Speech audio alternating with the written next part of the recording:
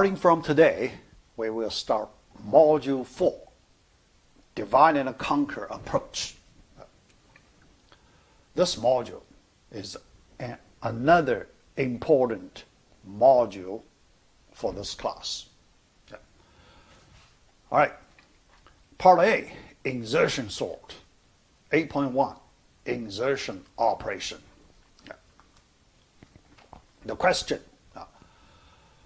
We did this question, sorting question twice before. Selection sort and a bubble sort. This one is the third sort of this class. In this class, we will learn total 6 sorts. All right, question, same old question. Given an array, a array with n elements, how to sort it in ascending order? All right. So here, let us use a strategy that we used many times before. Start with a simple case. That should be very easy. And after that, then we grow the data size gradually. Specifically, how do we grow the sizes gradually? Specifically, every time we increase the problem size by just 1, okay? One size increase. Then we will fix the gap part, because there is only one difference. How much work we need to do to fix that one size difference, the gap part. If we can do that, then we can solve the whole problem. That's the basic idea. All right. Question. How to connect two adjacent cases? Here we need to study the gap part. That's the critical step. All right. Let us work on a few problems. All right. So when we start from the very beginning. All right. At the beginning, we start with one element array, subarray. So we process all the elements in a given array one by one, following the natural order. The first time we pick the first element in the array, but we make this element as a subarray. A subarray with size 1. All right. And we know this special subarray is an ordered array, right? It is ordered. All right. Then we consider adding a new element into this ordered array. How many comparisons do we need to add this new element, put this new element in place into the current ordered array? Very easy. We know after one comparison, we can put it in place. Put A1 in place.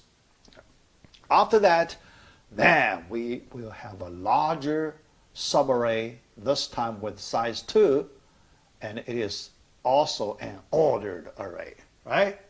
Another ordered array. Okay. All right. Then we bring in a 2 element, and we want to add this new A2 element into the currently ordered subarray. Question. We need to do some comparisons to put A2 in place, right? You may have different cases.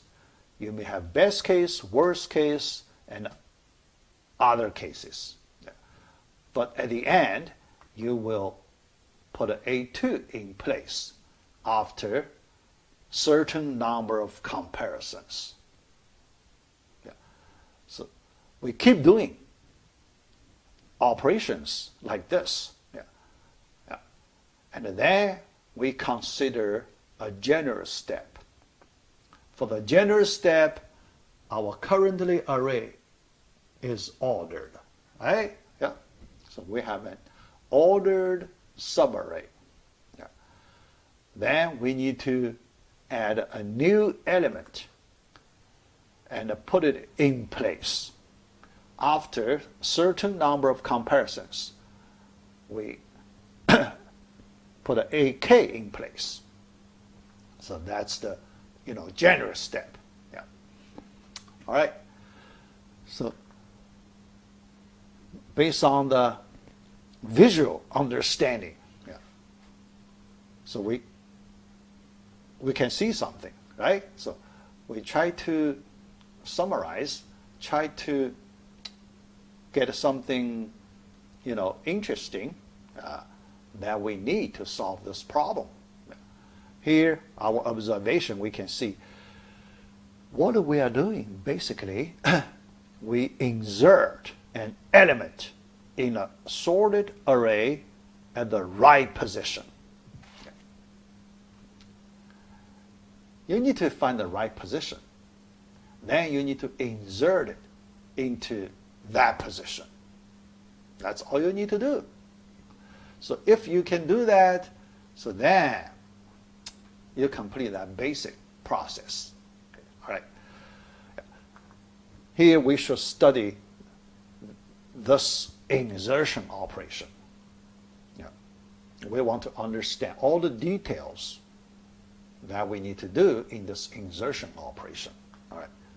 Now let us consider this insertion operation. Shift elements for insertion. Here we want to understand more details. All right. So here, in my title, I mentioned this shift action. So let me explain why we need to use this special shift action in our insertion operation. So let me use the simple diagram to explain insertion details. All right. So when we insert this new element, AK, basically we need to do two things. First, we need to find its location. Okay? We need to find its location information. Okay? The first thing. Location information. The right location for this new element. That's the first step. But after that, you need to do some work, right? Yeah. So then you need to do another important step to complete the whole insertion operation. Yeah. So make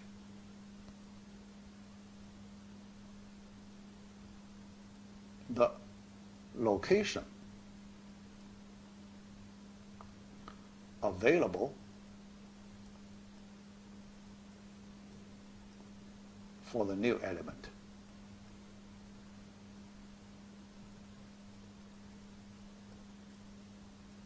You need to do this because that location, even after you find it, it is occupied by some other element. You cannot use it directly, right? Yeah. So you need to make that right location available for the new element. In order to do that, how can you make that location available, right? You need to use a shift operation, simple shift operation, right? So what's that shift operation? Let me explain. What do we need to do for that shift operation? All right. When we start, this AK has its original location, right? So this place, that's the original location for this AK element. The new element to be inserted into the currently ordered array. Yeah. That's AK. Yeah. But in order to insert this AK into the right place, yeah, the first thing we need to,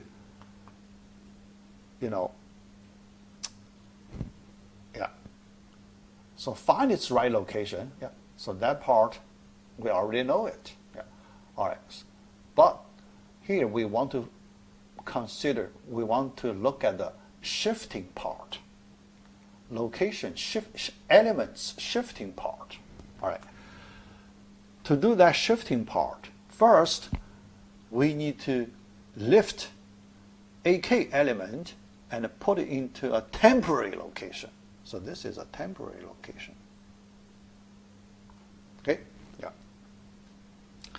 After we put this AK into this temporary location, then its original location is available for other elements, right? Yeah, it is vacant. Yeah. So we can use other element to occupy this location. Yeah. All right. So, all right. The next step, when we compare AK and AK minus 1, if we have this condition, AK minus 1 greater than AK. Yeah. Under this condition, that means we need to move AK minus 1 one position to its right. One position to its right. That's the shift operation. Yeah. Shift AK minus 1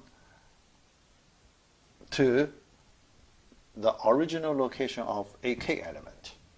So one position to the right. Okay. All right. After that shift operation, then this location is available. Right?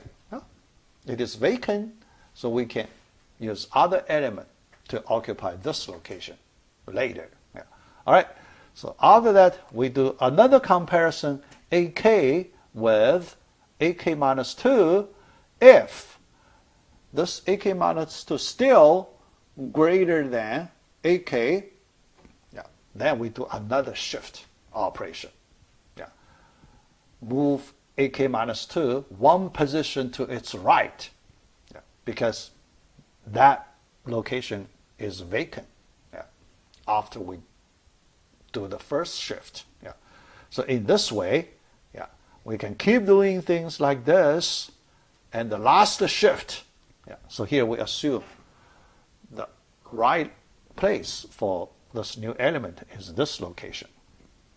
So the last shift, we shift AI plus 1 one position to its right. Then we make this location vacant for this new element. Okay, all right.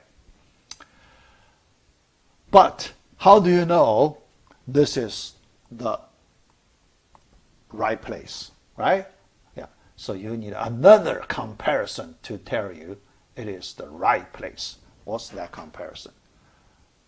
AI less than or equal to AK. Yeah. When you have this inequality, yeah, here we include the equal case. When you have this inequality, it tells you the currently vacant location is the right place to draw the new element AK. Yeah. So the last step, now you draw AK that is in the temporary location into this currently vacant location. Then you complete the whole insertion operation. Okay? That's the details. All the details you need to do in order to complete one general insertion operation. Yeah. All right. After you understand this simple process, then you're almost there. You're almost there. That means you're almost get the whole array sorted. Because you keep doing insertion operations like this from the beginning to end. Then,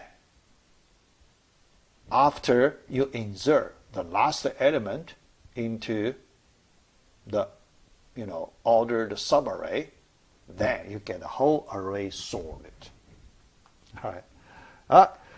Then we need to understand by understand more details about efficiencies. Here, if we count the number of assignments, we can use asymptotic notation, big theta of k. Here, because the number of assignments, so assignments means the shifts. Each shift operation, that's just an assignment operation, right? Yeah. All right. And for this insertion step, we need to do both assignment and comparison. Both assignment and comparison operations. Yeah. But here we treat comparison as the basic operation. Yeah. Although the number of assignments and the number of comparisons are very close. Yeah. So assignment number just one more. Yeah, because for the last comparison, you do not need to do shift, right? Yeah. But you do one assignment. Yeah, actually not one more, right? Because this is another assignment. Yeah. So here basically they are the same number. The same number of assignments, number of comparisons. Yeah. But when we count the basic operations, we like to count the number of comparisons. Yeah. All right. Then 8.2, implementation of insertion sort. Yeah. So regarding the implementation, so actually we know the details. But at the same time, we want to do analysis. We want to see how many comparisons do we need to complete the whole insertion sort. All right. Estimate efficiency. Compare and shift operation. Because that's, basically one-to-one correspondence, right? Yeah. One comparison corresponds to one shift. Yeah. All right. But when we count the number of comparisons, yeah, we have worst case, we have best case, and we have average case. Yeah. Yeah. First, let's look at the worst case. Yeah. That means at each insertion step, we need to compare the new element with all the elements in the currently ordered subarray. Yeah. All right. So we have this formula. Yeah, because for the first insertion you need one comparison. For the second insertion you have two, then three, and so on. The last insertion, for the worst case, you need to do n-1 comparisons. Yeah. So then we get the formula 1/2 times n-1 total comparisons. If we use asymptotic notation, that's big theta of n squared. Yeah. And you know the meaning, right? Big theta of n squared. Yeah. And here, because when we use this big theta notation, we do not count that constant. We do not include that constant. Yeah. So the constant, you can see, the leading constant is the coefficient, you see, that's 1/2 n squared. So the dominant term of this formula is 1/2 times n squared. Yeah. All right. So that's the worst case. Yeah. Then let's look at the best case. For the best case efficiency, then in each insertion step, you only do the minimum number of comparisons. Then you get your element, new element inserted. Yeah. So that number is 1. Yeah. 1 is the minimum number. Yeah? Because you need to compare with the first one, then you know you already get the right place. So you drop it. So 1 comparison, enough. Yeah. So for all the insertion steps, each one, you only need to do 1 comparison.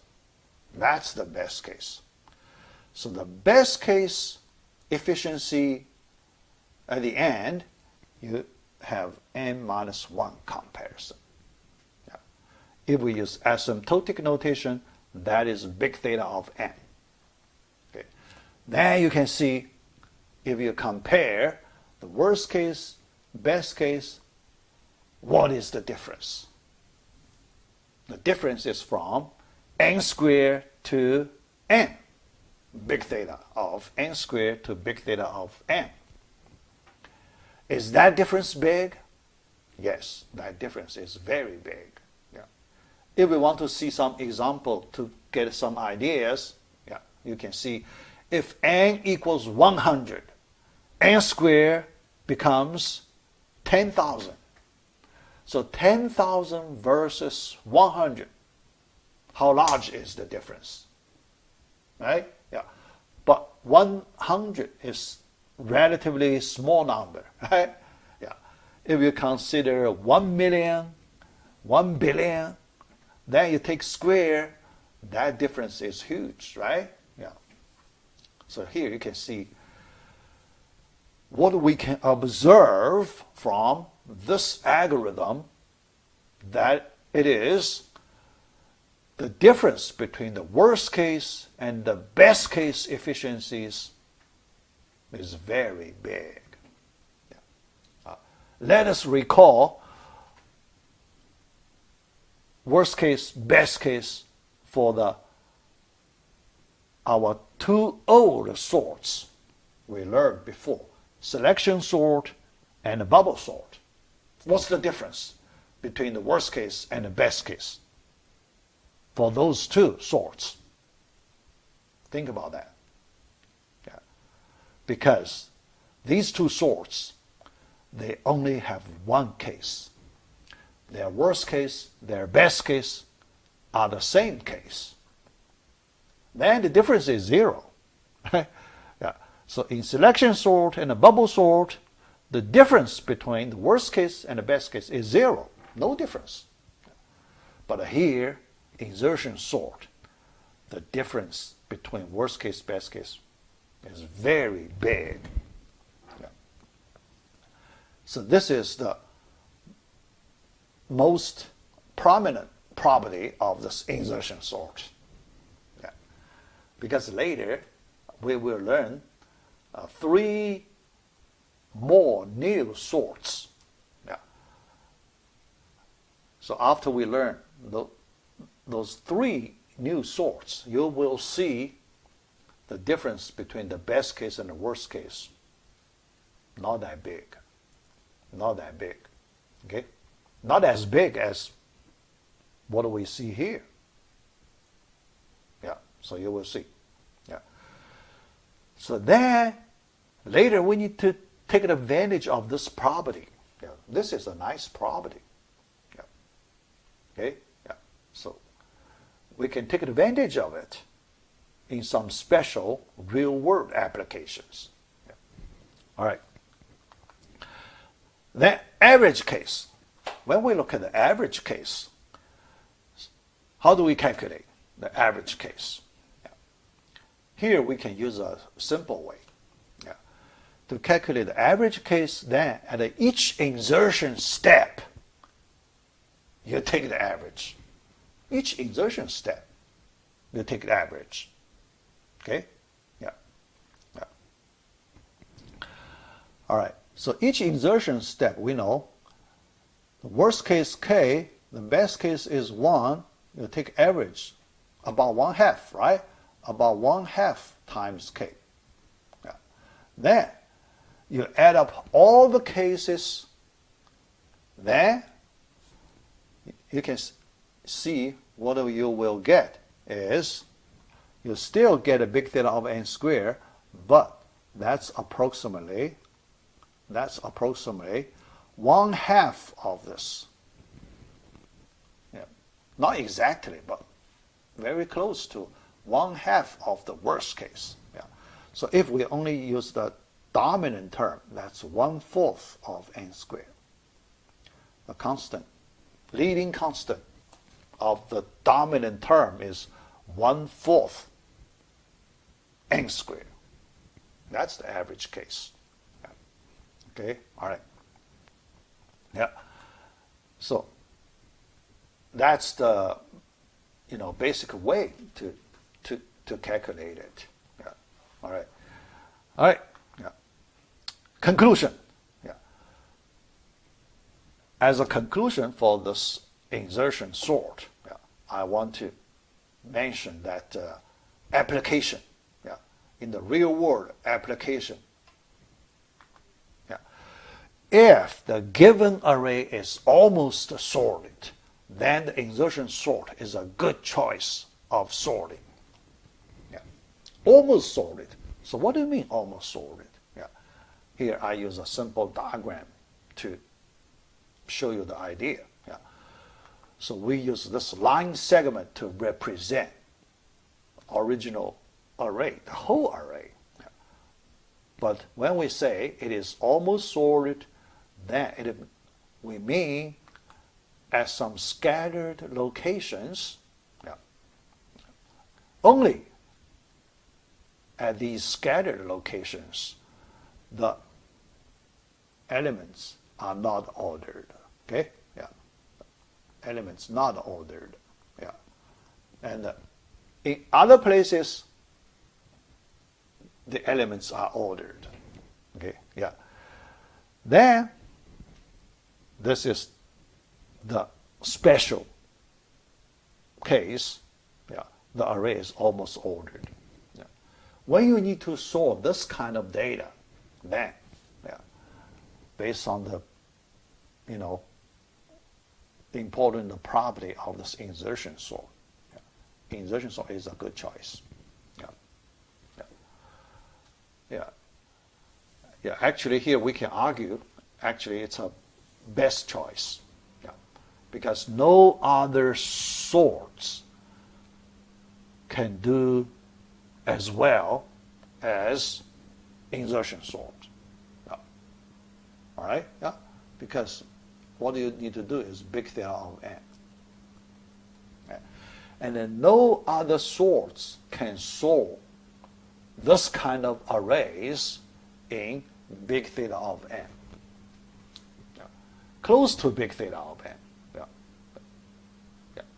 Almost, so you only need to do,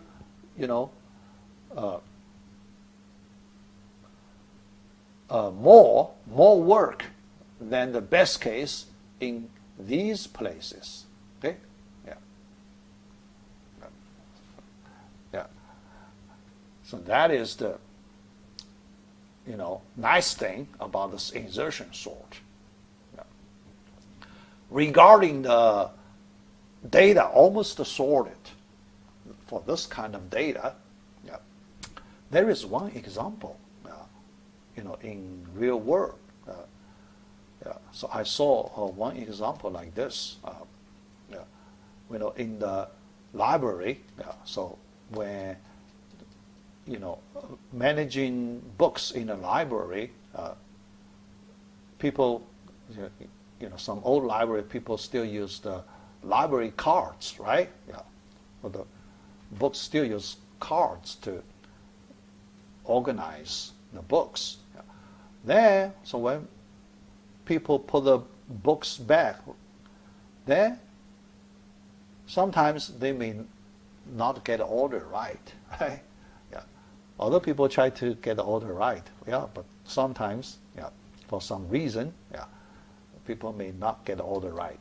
Then the order of the library cards, yeah, satisfy this condition, almost sorted. Yeah. Yeah. Then, this kind of situations, although not very common, in the real world, but it could happen. When this situation occurs, after you learn this class, you should use the insertion sort to get the best efficiency. Because later, for other sorts, so we will learn a few more sorts. You will see for those sorts we will learn, you will see even for data almost sorted, you may not get good performance as good as big theta of n. You cannot. Okay? All those sorts, we will learn later, you cannot get the best case efficiency in this big theta of n. They still, even, so you can see even only some sparse, scattered places, the data is not ordered. But they need to do the sorting just like those sorts work on the random array. They cannot take advantage of the special property of the data. The amount of work they need to do, just similar to that amount of work they need for a random array. Okay? And even worse, for some sorts, for this kind of data, you will get a worst case. Worst case. Not the best case, the worst case. Okay? Yeah. So this kind of almost sorted data, very close to the final state, but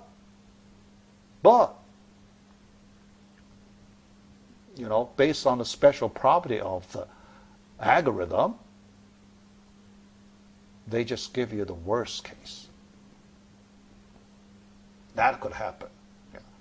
So you can see, here I just point this out, so let you appreciate under this situation, insertion sort is the best. Okay? Yeah. All right, so we complete this topic. Yeah. Okay, yeah. Next, we will do two examples. 8.3. The first example, sort 4-element array. Second example, sort 5-element array. Because here, in this topic, the reason we put this topic here after the insertion sort, there is something related to the insertion sort. There is an interesting idea we need to use related to the insertion sort. So for that reason, we want to apply the knowledge we just learned to get this solution. All right. The first one, sort 4-element array. All right. So here, before we start this example, I want to give you some background information to help you understand the whole process better. All right. So here, let us recall our insertion operation. So here, we are familiar with the insertion details, right? Because for the insertion operation, there are two basic things we need to do. One is the comparison operations. Another one, also important, although not as important as comparisons, but also important. That's the shift. Right? Yeah. Yeah. So that's, based on what we learn. Yeah. But here, for the situation, the examples we are working here, it's different. The first example, 4-element array. We need to sort 4-element array. Second example, we need to sort 5-element array. There are two special cases. And what we did in our standard insertion sort, so what we work is for the general case, right? Yeah. So the general case, we mean with n elements. Yeah. But here, the special case will only consider n equals 4 and n equals 5. These two cases. Yeah. So they are different. Yeah. So why? The special cases, they are different. Right? Because, so these numbers, relatively small, right? Yeah, the first thing, relatively small.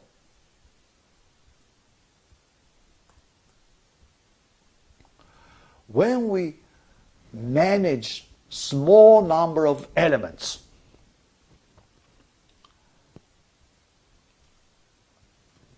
our work, the amount of work we need to do, much less than when we work on the general n number of elements. Small number, so we can manage easily, right? When we do manipulations, it's very easy. Because for these numbers, small numbers, we can do one thing, okay? So we can list all the elements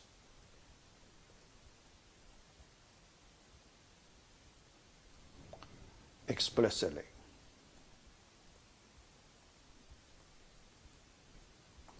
All right? Yeah? Because you only have 4 elements or 5 elements.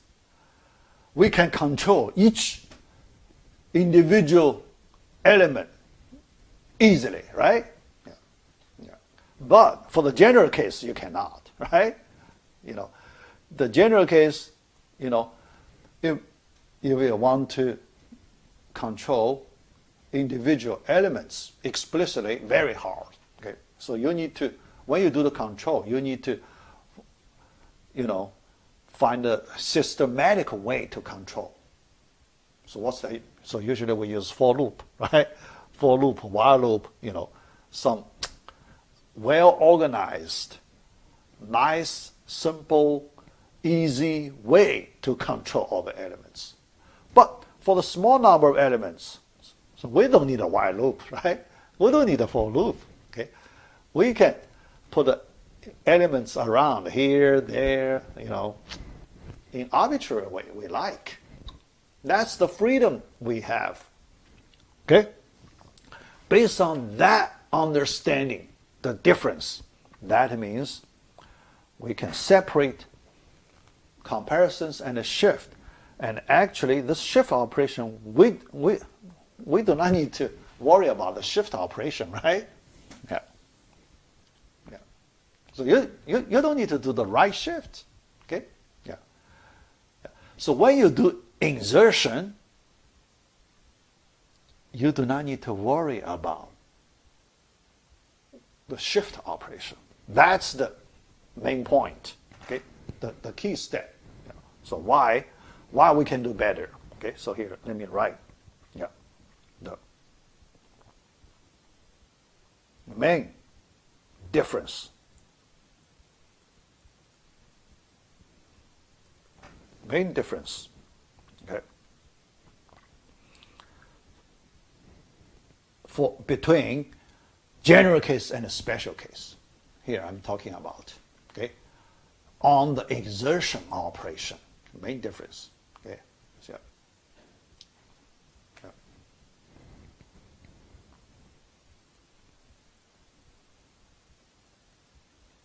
We do not need to worry about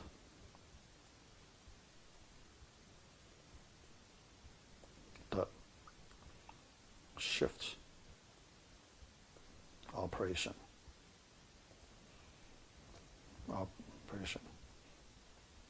when n is small. Okay? Yeah. When n is large, then we have to consider the shifts. Otherwise, we cannot control all the elements easily. Okay? All right. So that's the key difference. Yeah. All right. So with this understanding, then we can understand some way. We want to find the best way to solve these two problems. Yeah. All right. Yeah. Before the break, so let me solve the first 4-element sorting problem. After the break, the second one. All right. All right, so let's work on the 4-element problem.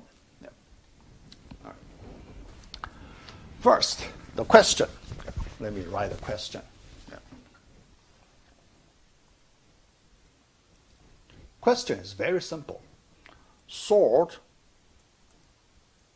a 4-element array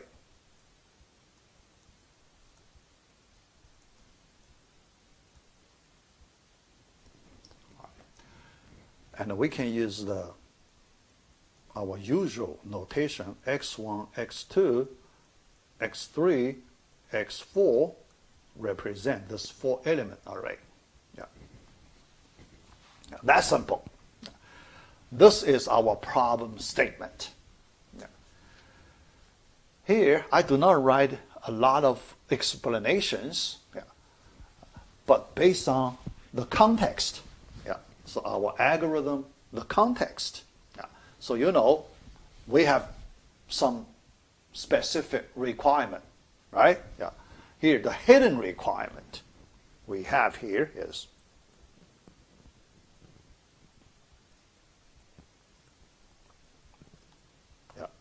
so we have this kind of hidden requirement. Okay. Find the best solution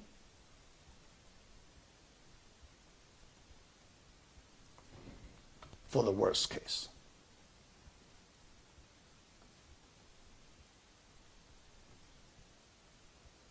This is the hidden requirement. Yeah. Even if I do not mention the worst case. Yeah.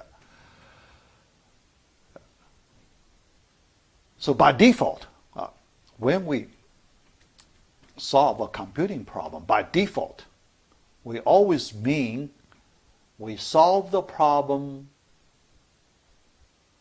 for the worst case. Yeah. That's the default case. Okay? Yeah. So the worst case is the default case.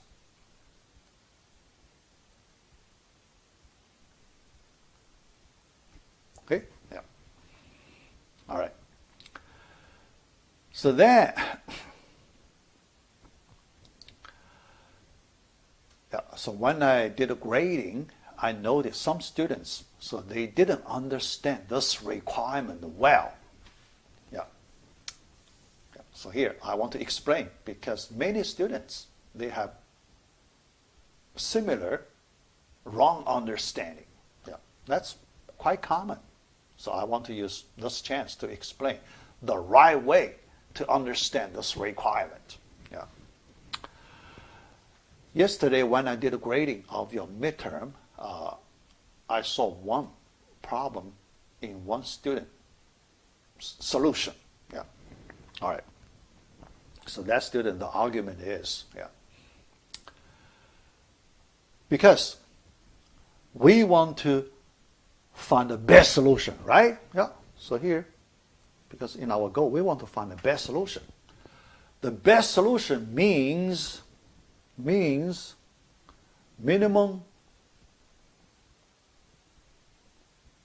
number of comparisons, right? That's the best solution. Minimum number of comparisons. That's the best solution. Yeah. All right. So then, the next step understanding is wrong. Yeah. All right. Related to the best case and the worst case. Yeah. So that student wrote like this. Yeah. Since you asked me for the best case solution, yeah, then you want to have the minimum number of comparisons, right? Yes. Yeah. And then I just work on the best case because the best case would give us the minimum number of comparisons. No, I do not work on the worst case because the worst case does not give us the minimum number of comparisons. That's the argument. That's the explanation I saw, from the solution of that student. Yeah. Yeah. This understanding is wrong. This understanding is wrong. So why? Yeah. Yeah. The reason is here. Let me explain in this way. Yeah. The reason is I want to compare these two cases. One case we call the partial solution. Another case we call a complete solution.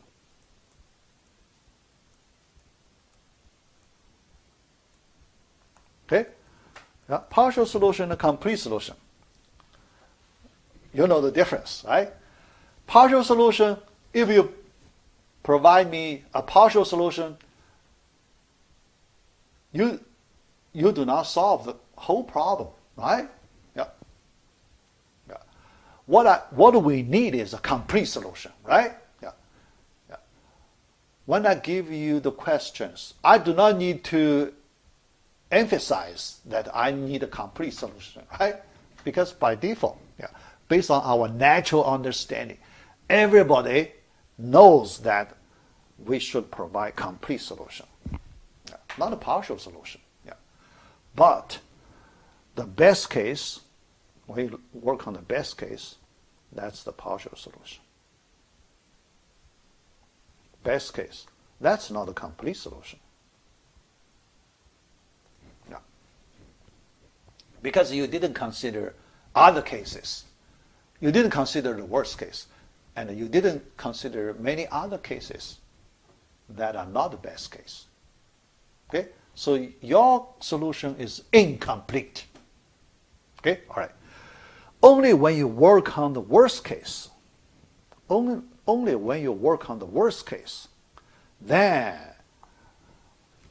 we can treat that your solution is complete. Yeah. Why? Because after you get a solution for the worst case, for other non-worst case, you can only do better, right? Yeah. You won't do worse. You can only do better. Yeah. So when you provide a solution, you need a certain number of comparisons to solve the worst case situation. Then I'm convinced you can solve the whole problem, whatever cases you have. You can always find a solution with at the most this many comparisons, right? Yeah. So I'm convinced with that. But if you give me certain number of comparisons for the best case, then I'm not convinced that you can solve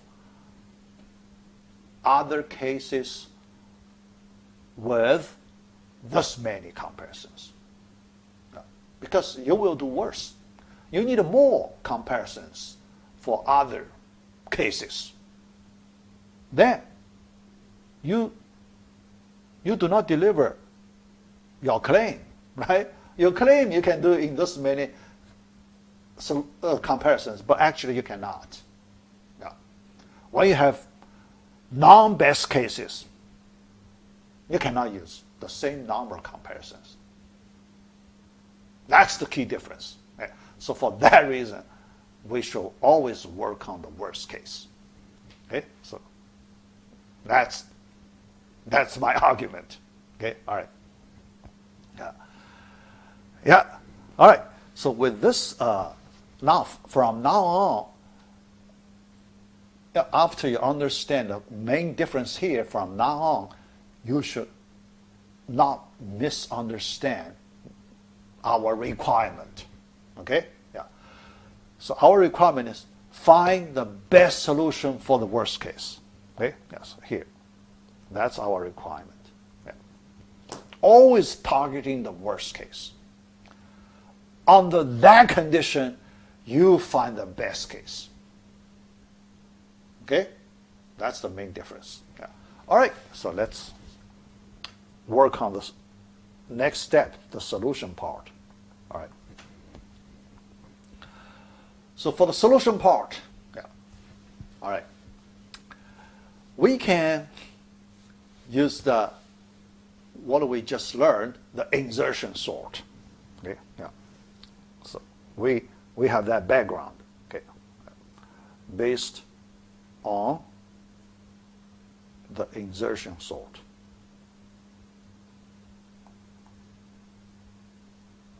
All right. But we need to modify it. Yeah.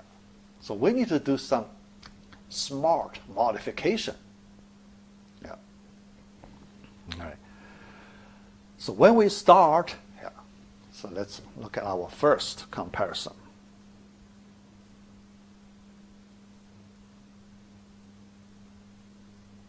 Yeah. Compare x1 and x2, and we can assume that x1 less than x2 without loss of generality. Okay, all right. That's the first step. Yeah. All right. Then, after that, insertion related to insertion operation. Okay, all right. Second and third comparisons.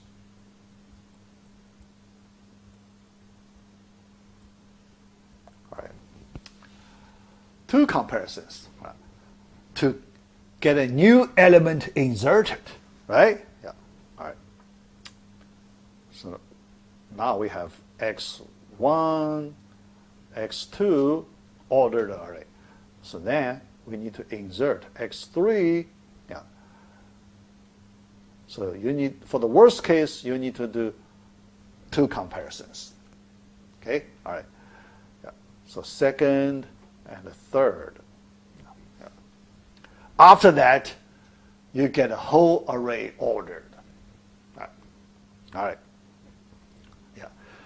So after three comparisons, you get the first three elements ordered. So that's what you get. All right. Then the last step, the final step. Yeah. The last step, we need to insert x4 into a currently ordered array. Yeah. Yeah. Here we can assume the order is like this, ascending order. Okay? Yeah. For simplicity. All right. Yeah. All right. So ordered. All right. The question, how to do the insertion? Yeah. All right. So we use this diagram to understand. x1, x2, x3. Then new element x4. Sorry, x4 to be inserted. All right. Yeah. When we do the insertion now, if you apply our standard insertion operation, you need 3 comparisons, right? For the worst case. Yeah, you need to compare all of them. But we don't have to do it in that way, right? Yeah. Remember the background information I gave you at the beginning of this topic. I talk about separating comparisons and shifts. Here, we don't need to worry about the shifts. Okay? If we don't worry about shifts, when you do comparison, then you can jump. You can compare the element with the middle one, x2 and x4, as your 4th comparison. Yeah. Because if you compare x4 and x2, yeah, it's just like the binary search, right? I think you're familiar with the binary search. When you do binary search, you always compare the given key to the element in the middle, right? Yeah. So here, the element in the middle, x2. Yeah. And this array already ordered, so we can apply the binary search.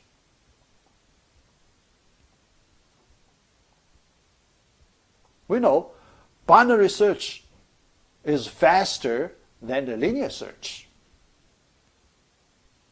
Yeah. So if we use the binary search, then we don't need 3 comparisons. Yeah. Because if x4 less than x2, we can do our 5th comparison with x1. If it's greater than x2, we can do the 5th comparison with x3. Yeah. But we do not need to do both. Yeah. For x1 and x3, we only need to do one of the 2 possible comparisons, not both. So we can save 1 comparison. So in that way, you can see we just need 2 more comparisons.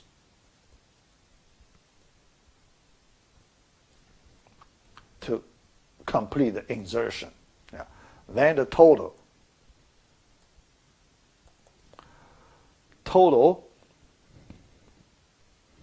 5 comparisons. So with 5 comparisons, we can get this 4-element array sorted.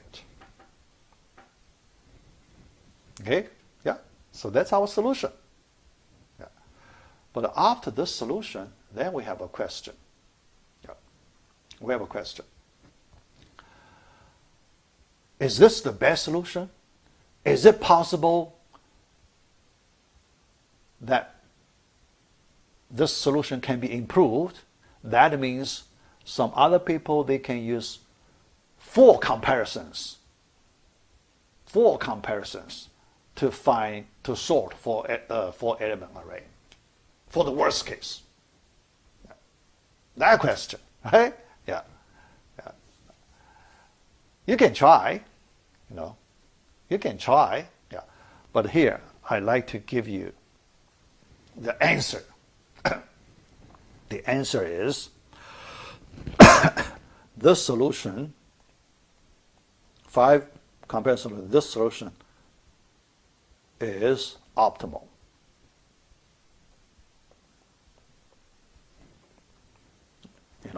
You cannot improve. Nobody can improve it anymore. Okay? It is already optimal. Okay? That's the result. Yeah. Yeah. Yeah. Nobody can improve it. Yeah. Yeah. So you may ask why. So here, it may not be very easy to see the answer. Yeah. Not that easy to see this answer. Yeah.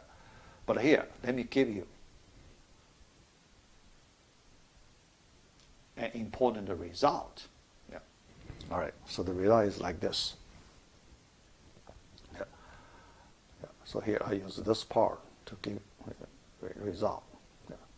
That is called the lower bound for comparison sorts. Comparison sorts.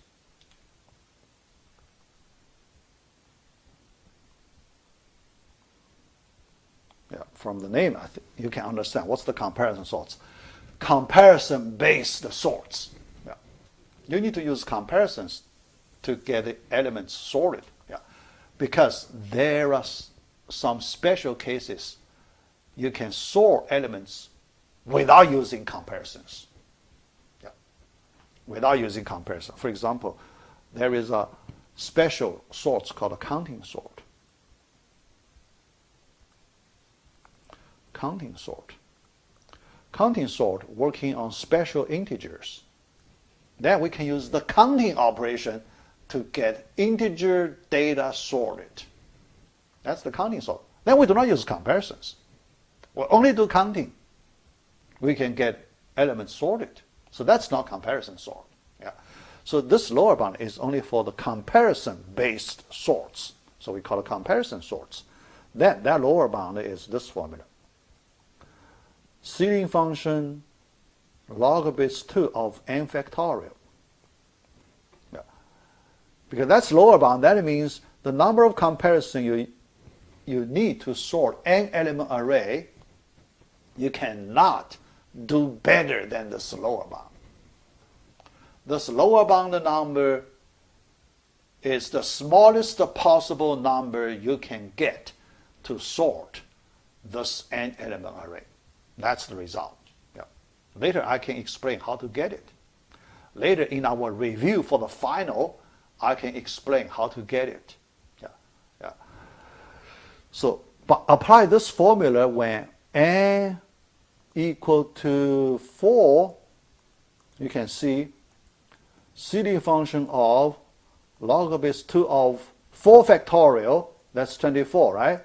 4 factorial 24, this number is greater than 16, less than 32.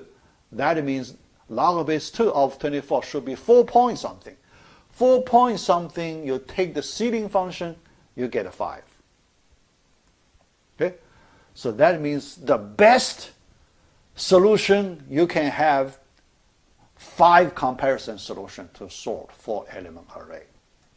The best you can get. You cannot do better than that because it's a lower bound. Yeah. Later in our review for final, I will prove it. Okay? Yeah, I will prove this result. Yeah. So now we are convinced. So this is the best solution. Okay. All right, so let me stop right here. Yeah.